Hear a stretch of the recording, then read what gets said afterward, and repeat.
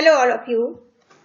Today we will going to start chapter 2 NCERT class 7 English An Alien Hand. ये second unit का second chapter है, alien hand से है. Name of this chapter bringing up करी. करी का पालन पोषण. नाम इसका मतलब है करी का पालन पोषण. करी A 5-month-old baby elephant. करी जो था वो 5 महीने का एक हाथी का बच्चा था. Lives and grows up with his 9-year-old friend and keeper. Keeper को यहाँ पे बोलेंगे केयर टेकर बोल सकते हैं. करी जो था वो रहता था, लिव्स मतलब रहना, ग्रो अप मतलब बड़ा होना. वो रहता था और बड़ा हो रहा था अपने 9 साल के एक दोस्त के साथ. करी डजंट ईट मस्ट. करी जो है बहुत ज़्यादा नहीं खाता था. करी doesn't eat much. Eat much का मतलब होता है ज़्यादा नहीं. करी ज़्यादा नहीं खाता था. Just about 16 kilogram of delicious twigs a day. केवल वो 16 किलोग्राम स्वादिष्ट टहनियाँ खाया करता था. डिलीशियस मतलब स्वादिष्ट, ट्विंग्स कहते हैं टहनियों को, पेड़ की. पेफुल एंड सेंसिटिव. वो बहुत ही नोटी था. पेफुल को यहाँ पे आप शरारती बोल सकते हैं, नोटी. और सेंसिटिव था, बहुत संवेदनशील था. करी saves a boy from drowning. करी ने एक डूबते हुए लड़के की जान बचाई थी. करी the elephant was 5 months old. करी एक एलिफेंट था, 5 महीने का एलिफेंट का बच्चा था. When he was given to me. जब वो मुझे मिला. To take care of. जब वो मुझे देखभाल के लिए मिला तब वो 5 महीने का था. I was 9-year-old. और मैं 9 साल का था. And I could reach his back if it stood on tiptoe. टिपटो का मतलब होता है पैर की अंगूठे पर खड़ा होना, पैर की उंगलियों पर खड़ा होना. तो मैं उसके बैक तक, उसकी पीठ तक तब पहुंचता था जब मैं अपने पंजों पर खड़ा होता था. पैर के अंगूठे पर, पैर की उंगलियों पर जो खड़ा होता था, पंजों पर खड़ा होता, तब मैं उसके पीठ तक पहुंच पाता था. He seemed to remain that height for nearly 2 years. ऐसा लगा कि उसकी हाइट, उसकी लंबाई 2 साल तक नहीं बढ़ी है. 2 साल तक वो उतने का उतना ही रहा है. उसकी हाइट उतनी ही रही है. 2 साल तक उसकी हाइट नहीं बढ़ी. We grew together. हम दोनों साथ साथ बड़े हुए. Grew मतलब बड़ा होना, together मतलब साथ साथ. That is probably शायद संभवतः why I never found out just how tall he was. शायद इसीलिए संभवतः मैं ये कभी नहीं जान पाया कि करी कितना लंबा था. He lived in a pavilion. वो पवेलियन में रहता था. Under a thatched roof. Thatched roof के नीचे. थैस्ट रूफ तो छत को बोलते हैं. थैस्ट मतलब होता है जो छप्पर होता है, जो घास फूस और लकड़ियों से बना हुआ होता है उसे. Which rest on thick tree stumps. और वो जो टिका हुआ था, थिक मोटे मोटे ट्री स्टम्प से टिका हुआ था, जिसको पोल भी बोल सकते हैं.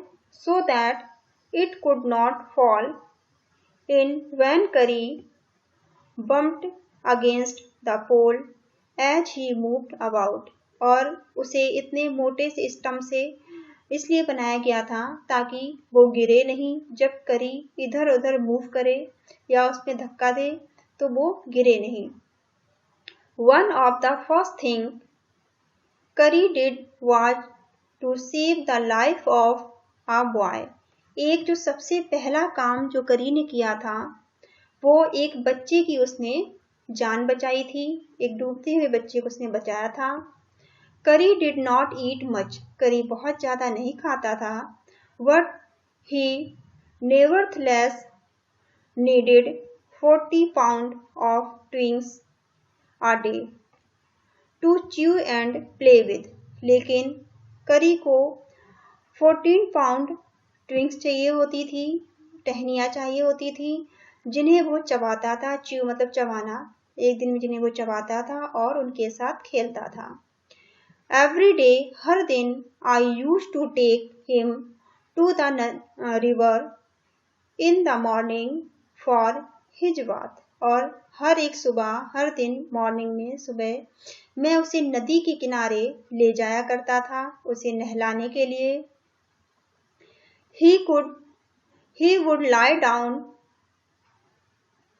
on the sandbank while I rubbed him with the clean sand for the river for an hour। और वो लाई डाउन का मतलब लेट जाना, और वो लेट जाया करता था सैंड पर, बालू पर वो लेट जाता था।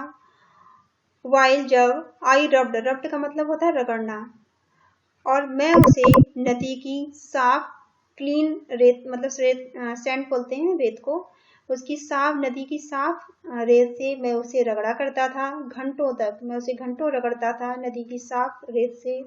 आफ्टर दैट, उसके बाद, he would lie in the water for a long time। और फिर वो एक लंबे समय तक पानी में पड़ा रहता था।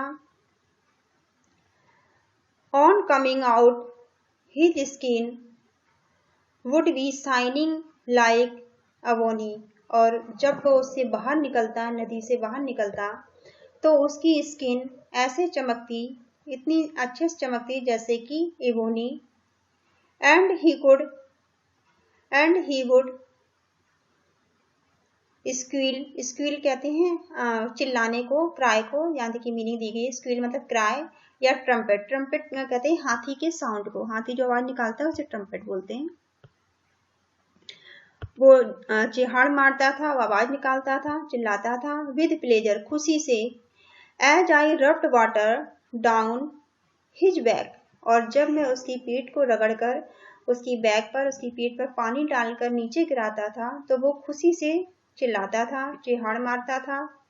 Then I would take him by the ear. और मैं उसे कान पकड़कर ले जाता। Because that is easiest way to lead an elephant. क्योंकि एक हाथी को लीड करने का ये सबसे अच्छा तरीका है कि उसके कान पकड़कर उसे ले जाया जाए। And leave him on the edge of the jungle. और मैं उसे, एज मतलब किनारे में, जंगल के किनारे मैं उसे छोड़ दिया करता। लीव मतलब छोड़ देना, छोड़ दिया करता था। वाइल जब, I went into the forest. और जबकि मैं फॉरेस्ट के, जंगल के अंदर चला जाया करता था। To get some luscious twigs. और मैं कुछ ल्यूसियस का मतलब यहाँ पे डिलीशियस, स्वादिष्ट, कुछ स्वादिष्ट टहनियाँ लेने के लिए। फॉर हिज डिनर, उसके डिनर में खाने के लिए, उसके खाने के लिए कुछ स्वादिष्ट टहनियाँ लेने मैं जंगल के अंदर चला जाता था।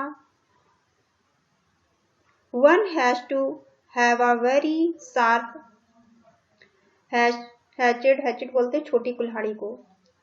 To cut down these twigs. और ये ट्विंग्स, ये टहनियों को काटने के लिए एक शार्प, एक बहुत ही धारदार छोटी कुल्हाड़ी की जरूरत होती थी।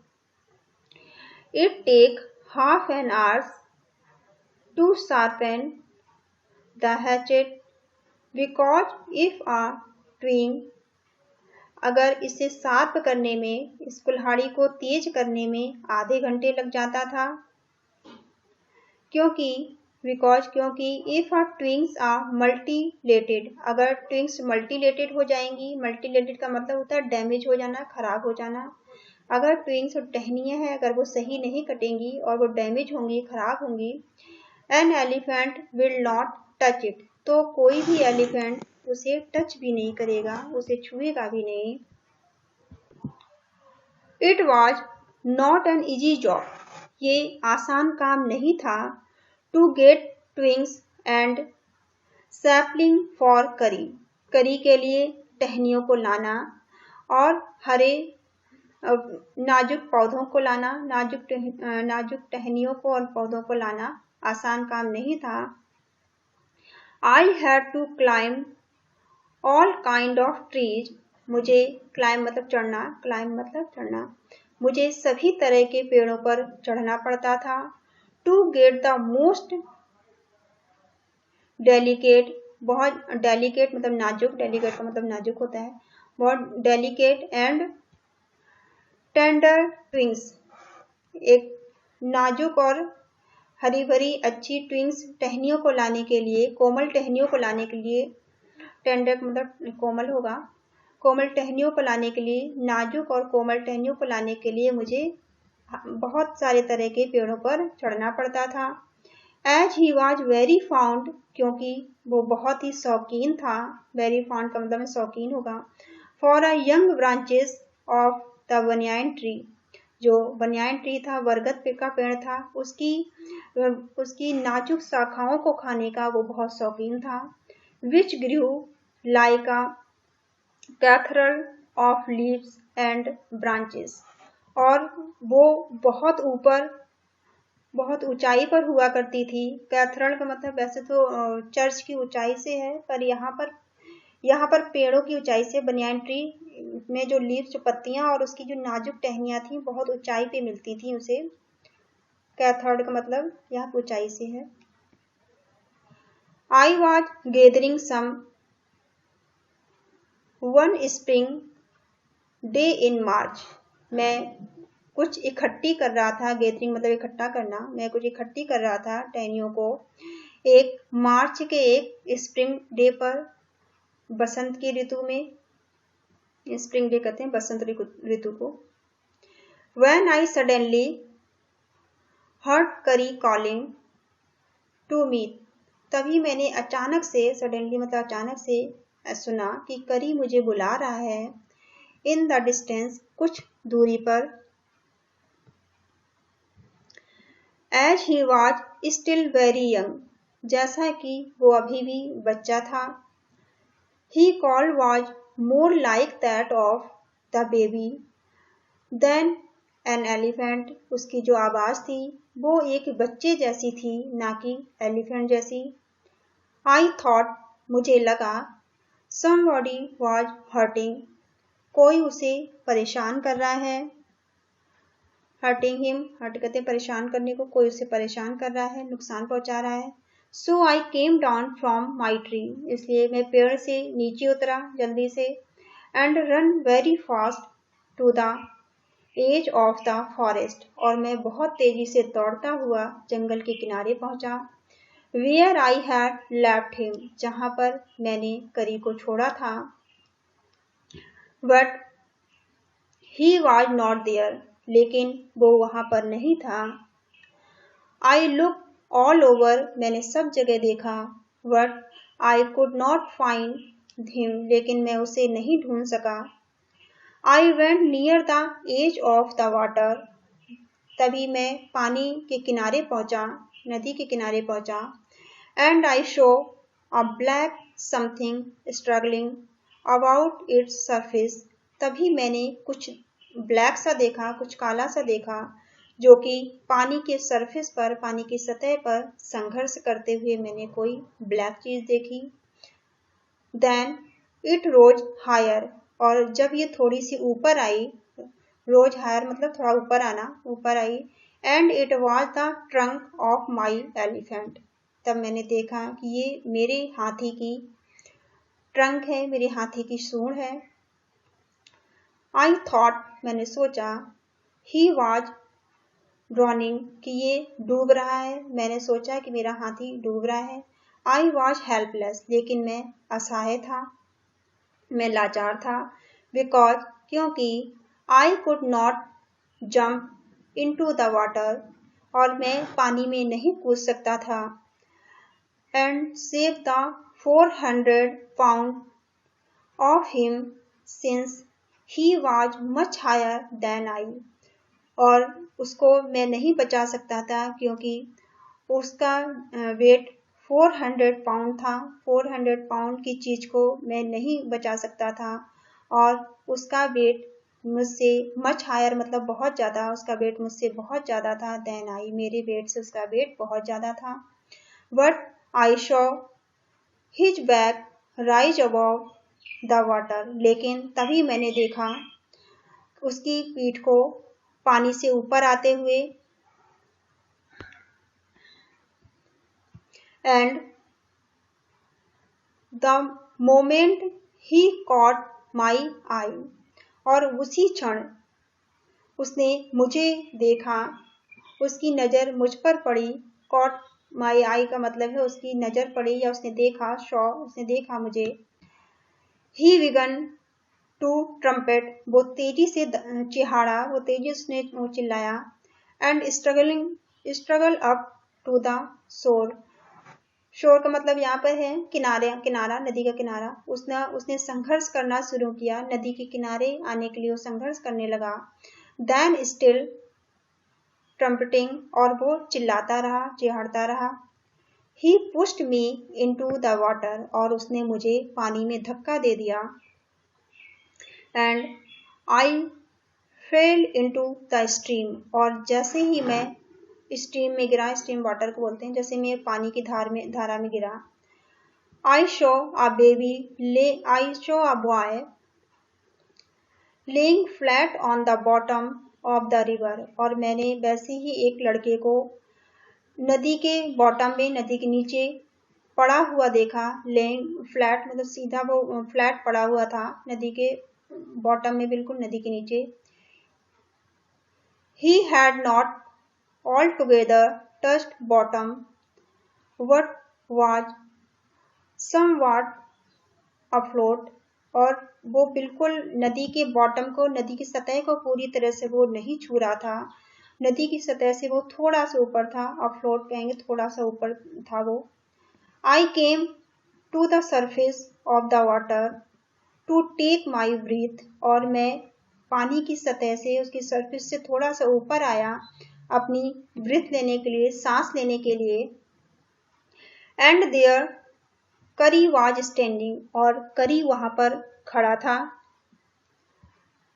His feet planted in the sand bank, और उसके पैर, सैंड बैंक कहते हैं रेत को, उसके पैर रेत में जमे हुए थे। प्लांटेड का मतलब यहाँ उसके पैर जमे हुए थे, वो खड़ा था रेत में। And his trunk stretched out like a hand waiting for mine, और उसकी जो ट्रंक थी, उसकी सूंड थी, स्ट्रेच मतलब इस तरह से फैली हुई थी, उसने अपनी सूंड को इस तरह से फैला रखा था जैसे कि मानो किसी के हाथ फैले हों मेरा इंतजार करने के लिए, जैसे किसी के हाथ मेरा इंतजार कर रहे हों। आई डिप्ड डाउन अगेन, मैंने दोबारा से गोता लगाया। And pulled the body of the drowning boy, और उस डूबते हुए लड़के की बॉडी को टू द सरफेस, और उस डूबते हुए लड़के की बॉडी को पुल्ड मतलब ऊपर लाना, पुल्ड मतलब लाना, ऊपर उसको नदी की सतह पर लेकर आया, उसको खींचकर ऊपर लाया। What not being a good swimmer, लेकिन एक अच्छा स्विमर, एक अच्छा तैराक ना होने के कारण, क्योंकि मैं एक अच्छा तैराक नहीं था, एक अच्छा तैराक ना होने के कारण आई कुड नॉट स्विम अशोर, और मैं नदी के किनारे तक नहीं तैर सकता, नदी के किनारे तक मैं नहीं तैर सका। And the slow current was already dragging me down, और जो नदी की धीमी धारा थी, स्लो करंट मतलब धीमी धारा, जो नदी का धीमा बहाव था, वो ऑलरेडी, वो पहले से ही मुझे नीचे को बहा के ले जा रहा था। Seeing up drift why and the current Kari, जैसे ही करी ने मुझे बहता हुआ, मुझे डूबता हुआ देखा। Who was usually slow and ponderous, जो कि साधारणता तो वो जो करी है वो साधारणता तो बहुत स्लो है और बहुत भारी भी है। पाउंडरस कहते हैं भारी को, यूजुअली कहते हैं नॉर्मली। सडनली अचानक से, डार्टेड डाउन का मतलब यहाँ होगा very fast, darted down like a hawk, और वो तेजी से आगे बढ़ा जैसे कि एक गिद्ध की तरह वो तेजी से आगे बढ़ा। and came halfway into the water, और पानी के आधे रास्ते तक वो आ गया। where, जहाँ पर I show him stretch out his trunk again, जहाँ पर मैंने उसे उसकी सूंड को दोबारा फैलाते हुए देखा। I raised up my hand to catch it and it slipped, और मैंने अपना हाथ उठाया। raised up मतलब उठाना, my hand मैंने अपना हाथ उठाया, to catch मतलब होता है पकड़ना, पकड़ने के लिए, लेकिन मेरा हाथ slipped हो गया, मेरा हाथ फिसल गया। I found myself going under the water again, और मैंने फिर से, मुझे ऐसा महसूस हुआ, मैंने अपने आप को पानी के अंदर जाते हुए महसूस किया। बट लेकिन